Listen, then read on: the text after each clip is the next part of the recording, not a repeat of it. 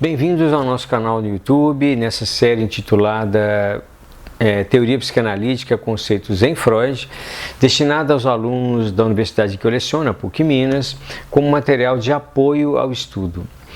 E nesse vídeo estaremos tratando desses dois conceitos, desse par sadismo-masoquismo, né?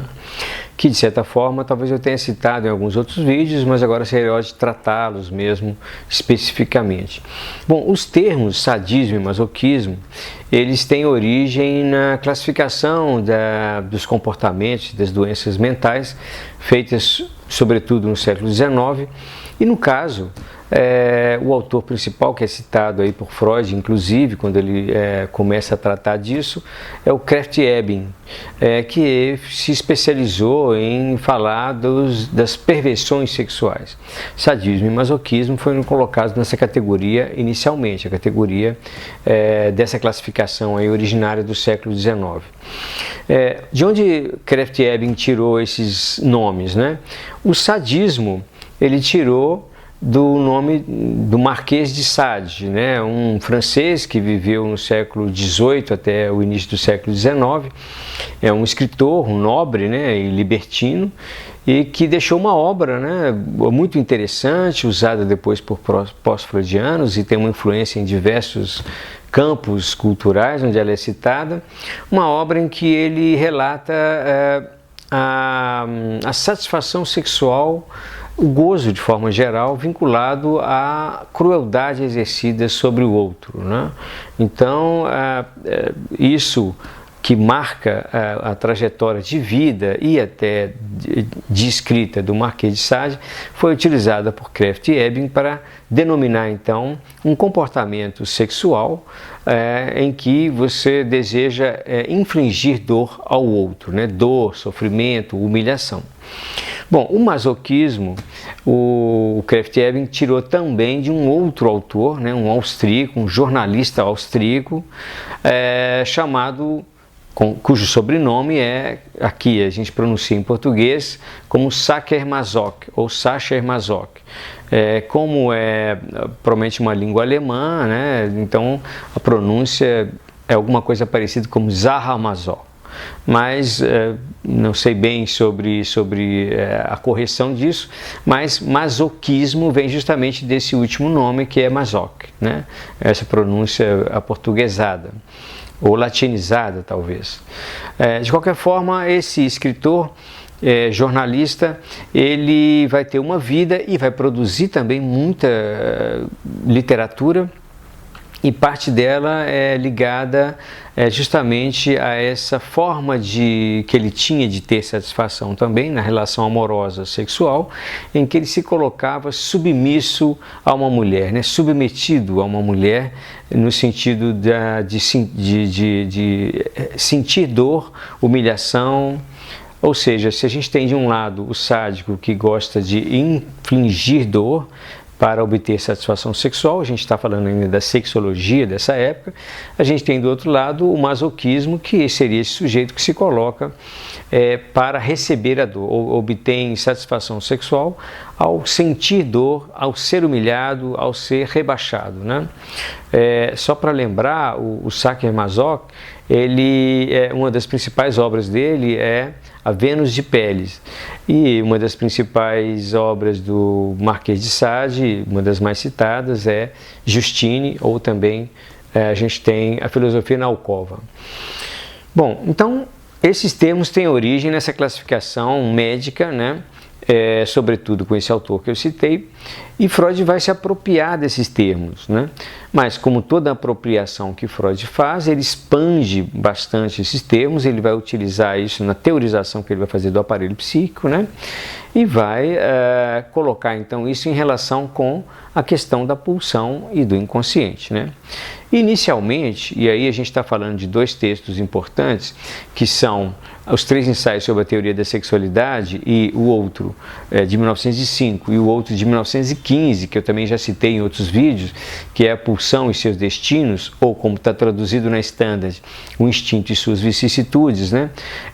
Até esse período, e nesse período fundamentalmente, Freud está entendendo que o sadismo, né, essa tentativa de submissão do outro, do mundo externo à sua satisfação, era o originário, fundamentalmente porque o sujeito que começa a lidar com a pressão pulsional, nós já trabalhamos isso no vídeo de pulsão, em sexualidade, em vários outros, ele começa a lidar com isso, ele não vai encontrar essa satisfação no mundo, o mundo não vai estar pronto, nem o outro vai estar o tempo todo para satisfazê-lo. Inclusive, por isso, a pressão pulsional é constante. Então, frente a essa insatisfação, frente a isso que não tem saída, né, não tem saída de satisfação, esse sujeito dirige ao mundo uma agressividade, né, agressividade no sentido de tentar dominar esse mundo, intervir nesse mundo, modificar o mundo a favor da sua satisfação. Nesse momento, Freud chega a usar o termo pulsão de domínio, né, que é justamente essa agressividade jogada no exterior para tentar obter aquilo que seria a satisfação. Essa crueldade, né, essa agressividade para o exterior, ela pode ser percebida muito em crianças mesmo, no dia a dia, né, que ainda não tem uma certa barreira do remorso ou da culpa ou da responsabilização, né, tanto que às vezes as crianças são cruéis com outras crianças, com animais, isso é muito perceptível em várias situações, né? Mas então Freud vai entender até esse momento que o sadismo é primário, né? O masoquismo viria depois, quando um sujeito que a partir do seu desenvolvimento, da sua constituição, exerce o sadismo, em algum momento ele vai inverter essa posição e para obter a sua satisfação pulsional e no caso também erótica, a gente pode dizer, ele vai colocar, a erótica que a gente está falando é sempre na vida sexual, é erótica amorosa, né? Ele vai colocar alguém, né, no lugar do sádico e vai se submeter a esse outro que faz o papel que ele teria feito ou que ele já fez anteriormente, né? Esse sadismo dele seria invertido e ele se colocaria no lugar daquele que sofre, né? Mas para alguém que exerce o seu próprio papel, né? Esse raciocínio freudiano é muito interessante e também para lembrar o texto, né, sobre pulsão, a pulsão e seus destinos, é uma dos destinos da pulsão, né, a reversão em direção ao próprio eu. Então, isso conclui esse primeiro momento em que Freud entendia que o sadismo era originário ou era primário em relação ao masoquismo. O masoquismo viria depois como o sujeito assume essa nova posição. Eu estou marcando isso porque em seguida, com algumas modificações, ele vai mudar um pouco essa visão. A gente já percebe aí que quando Freud está falando de sadismo e masoquismo, ele já não está falando de perversões sexuais, né? Ele está falando que isso, como vários outros conceitos que ele criou ou se apropriou, isso faz parte da vida de todos ou até da constituição de todos, sendo que a gente vai também entender que nem todo mundo vai obter uma satisfação disso na sua vida amorosa e sexual. Bom, a mudança vai acontecer eu destaquei aqui dois operadores, dois conceitos fundamentais, né, que vão vir antes da mudança dessa compreensão sobre o sadismo como primário. A primeira dessas questões é justamente quando ele dá uma ênfase ao problema da fantasia, que nós também já temos um vídeo sobre isso. E isso está num texto muito interessante, de 1919, que é uma criança espancada, ou como tem outras traduções, bate-se em uma criança, né?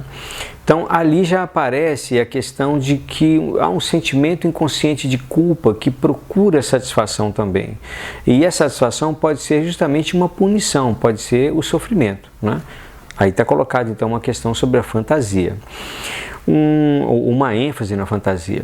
Uma segunda questão que aparece nesse caminho é justamente em 1920, quando Freud escreve um texto importantíssimo que se chama Mais Além do Princípio do Prazer, né? E nesse texto Freud vai começar a colocar a questão da pulsão de morte, que também já fizemos um vídeo, né? Na dualidade então pulsão de vida e pulsão de morte.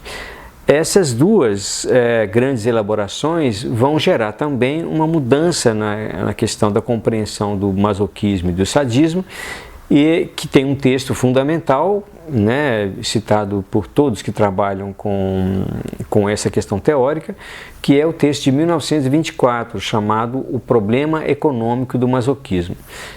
E aí cabe destacar isso, que quando Freud fala econômico, ele está falando, quando Freud usa o termo econômico, em vários de seus textos isso aparece, ele está se referindo à economia das energias que circulam pelo aparelho psíquico. Ele está falando daquela questão do investimento de representação, da cota de afeto, né? Do desinvestimento. Então isso é que é econômico para Freud, que ele contrapõe a ideia de dinâmico, né?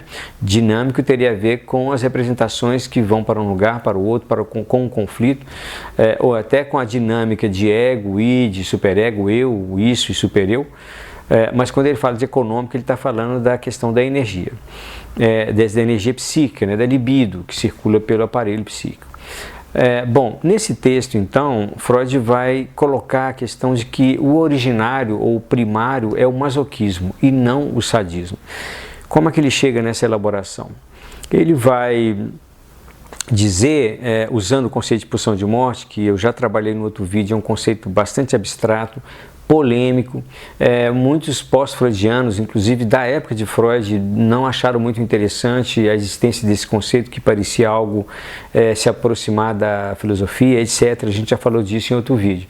Mas ele vai usar desse conceito para dizer o seguinte: no início, então, nesse organismo que vai tendo as suas marcas pulsionais, vai se desenvolvendo, ele não encontra satisfação, esse mundo exterior parece mal, vamos dizer assim, porque não corresponde àquilo que a pressão pulsional exige de satisfação.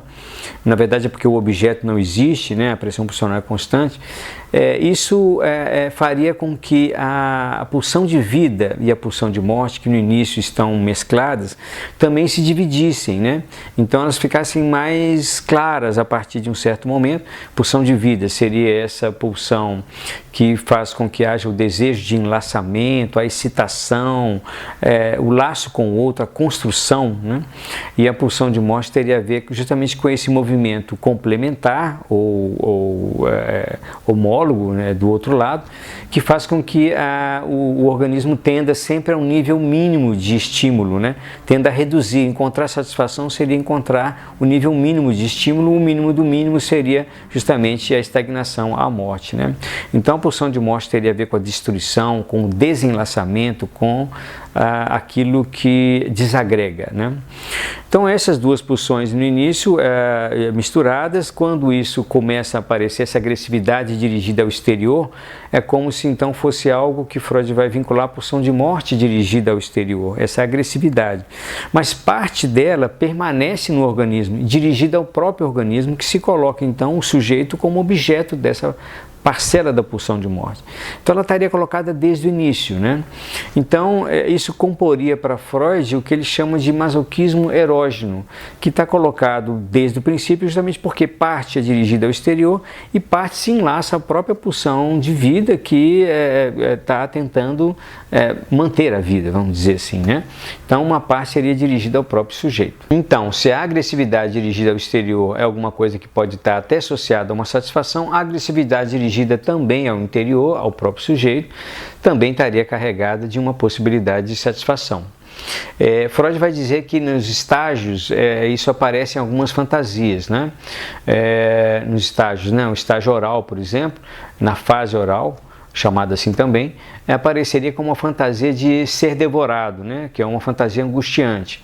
Na fase chamada de anal sádica, estaria com a fantasia, o desejo de ser surrado, né? De receber, tem a ver com aquela ideia de alguém bater, né?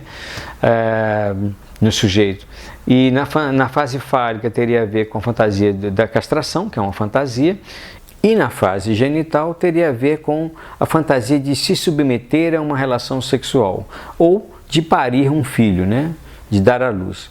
Duas fantasias que Freud coloca como tipicamente femininas. E aí a gente vai entrar no segundo tipo de masoquismo que Freud levanta e que é uma questão, assim, é polêmico, a gente tem que contextualizar o tempo de Freud e tem que entender isso também, o que a gente pode ler disso para a clínica atual. Não vou entrar nesses detalhes, vou apresentar o que Freud coloca. Mas ele chama esse segundo masoquismo de masoquismo feminino. né? E o que ele quer dizer com feminino? Ele não está falando do masoquismo de uma mulher, mas ele está falando de uma posição feminina, né?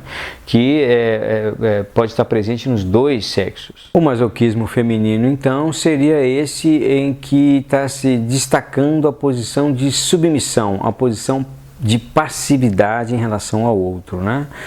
Nessa posição que é derivada para Freud do masoquismo erógeno, esse anterior, é a posição justamente em que a gente pode chamar de masoquismo secundário, porque é o sadismo dirigido contra o próprio sujeito, aquele raciocínio que a gente fez quando a gente estava falando da primeira concepção freudiana, né? Então, se coloca alguém na posição de sádico para se colocar frente a ele como masoquista, né? Como aquele que vai sofrer a humilhação, que vai sofrer a dor, que vai sofrer, seja o que for, numa posição de satisfação, né? Então, assim, a gente tem que tomar cuidado com essa denominação, essas denominações freudianas, por exemplo, de chamar isso de masoquismo feminino. Isso levou a pessoas da época do próprio Freud e pós-freudianos a escreverem sobre isso de uma forma, às vezes, bastante complicada, e levou também a diversas interpretações sobre haver aí uma certa ideia de que a mulher gosta de sofrer. Não é bem isso. O masoquismo feminino, nomeado assim por Freud, tem a ver com a posição de passividade. E lembrando que toda posição de passividade em Freud, ela é sempre ativa, porque se o sujeito quer se colocar numa posição de ser passivo, de estar sendo submetido, ele se dirige para essa posição, né? A gente está falando desse movimento, não é do movimento de ser submetido a isso sem que haja prazer ali, ou sem que haja uma satisfação. É o sujeito que busca essa posição, seja nas relações amorosas ou nas relações amorosas e sexuais, ou só nas sexuais. Isso pode variar muito, e pode ser só uma fantasia também. O sujeito pode ter essa fantasia, mas ele não ser capaz de realizar. Frente à realização de uma fantasia como essa, ele recua, né? Porque não é possível realizá-la. De qualquer forma, a gente está falando desse campo psíquico, a gente está falando necessariamente de alguma coisa que aconteça sempre na prática, mas é uma fantasia, né? Uma das coisas que Freud destaca como curiosidade é que nos homens masoquistas a gente vai encontrar o sujeito se colocando nessa posição de submissão, de passividade, mas normalmente quem está na posição sádica é uma mulher, né? Que gerou na nossa cultura, hoje já existe um mercado para isso, a tal da dominatrix, né? Que é essa mulher que se veste de uma certa forma, que chicoteia, que pisoteia, que humilha, etc., né? Então existe essa figura, né? E do homem que tem uma propensão a se submeter. Curiosamente é um homem que se submete, mas tem que ser uma mulher que domina. É alguma coisa curiosa. E o terceiro tipo é o que Freud chamou de masoquismo moral. Ele vai dizer que esse é o mais destrutivo, o mais difícil de lidar, porque aí ele vai utilizar, para falar do masoquismo moral, justamente daquilo que é conhecido como segunda tópica, né? A divisão entre ego, id, superego, ou eu, isso, supereu, que nós também já fizemos em vídeo. Então o que o Freud vai dizer é que existe um sentimento de culpa inconsciente ou uma necessidade de castigo inconsciente. A gente pode entender de várias formas, que faz com que o sujeito se coloque em sofrimento, né? Ele se auto-recrimine, ou ele busca posições ou situações onde ele é punido, né? É como se ele tentasse satisfazer essa culpa que vem de algum lugar, de alguma questão inconsciente.